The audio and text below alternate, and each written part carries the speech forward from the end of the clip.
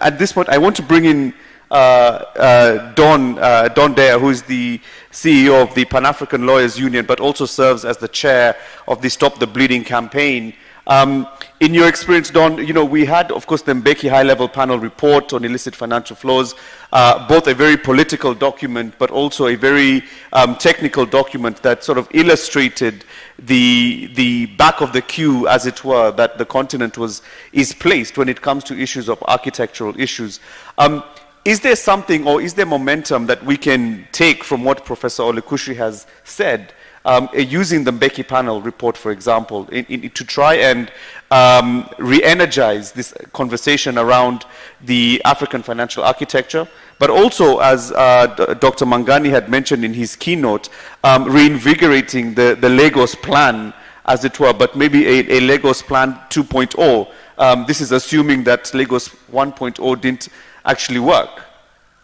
And in terms of answering you, I think I just go back to what we, as the 7 members of the Stop the Bleeding Consortium, decided was going to be our motto for the year, which you very kindly, have highlighted in your program on concept note, that Sisi ndio tuko. Sisi ndio tuko is Swahili for saying, we are the ones who are there. We are the ones we've been waiting for. There's nobody else. Nobody else is going to do this work. So I think for me, that is the thing, the one thing that I would take and turn around and say, especially responding to the keynote in the morning, and also to Bayo Lukoshi, and of course also to Lakester, who has just more or less emphasized it. This thing we're calling African financial architecture, how quickly can we make it work?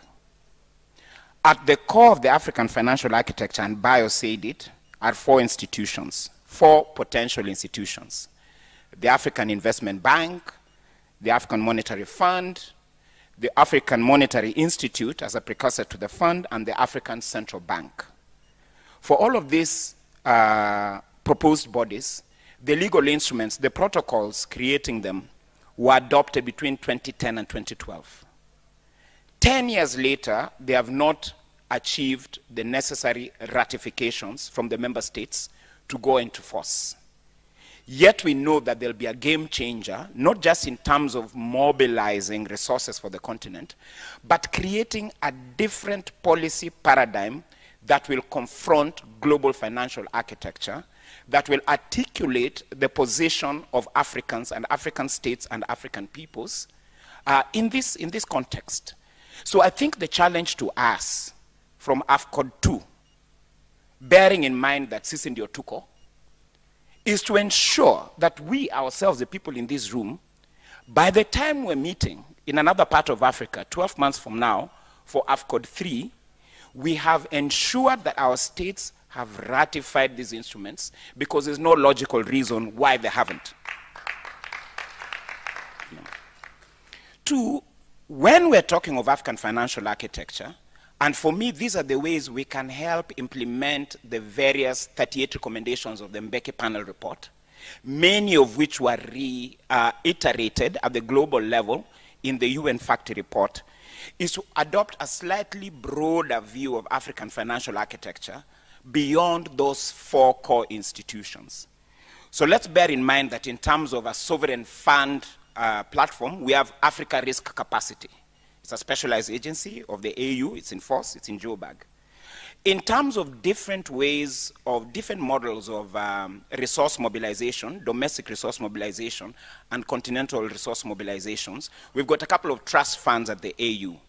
The African Union Foundation, we've got also the Legal Aid Fund for the African Human Rights Institutions, and we also have the African Institute for Remittances, which should not only help African states and African peoples facilitate remittances from different parts of Africa and different parts of the world, but should also be a policy factory. So let's add this to our view of the financial architecture.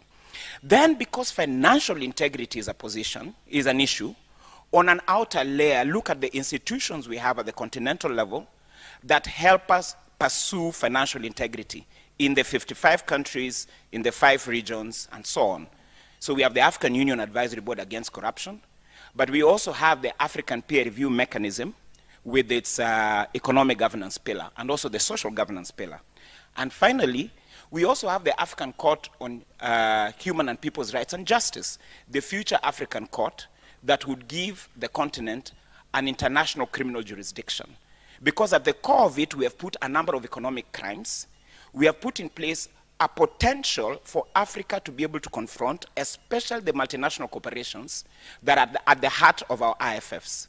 There's corporate criminal liability, and there are discrete crimes of corruption, money laundering, and illicit exploitation of natural resources of Africa.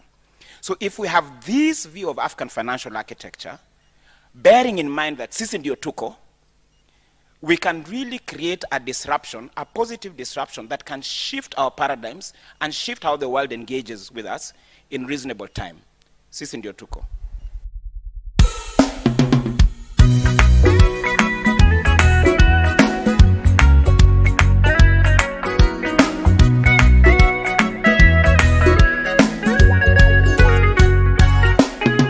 We call for policies and practices that put people first.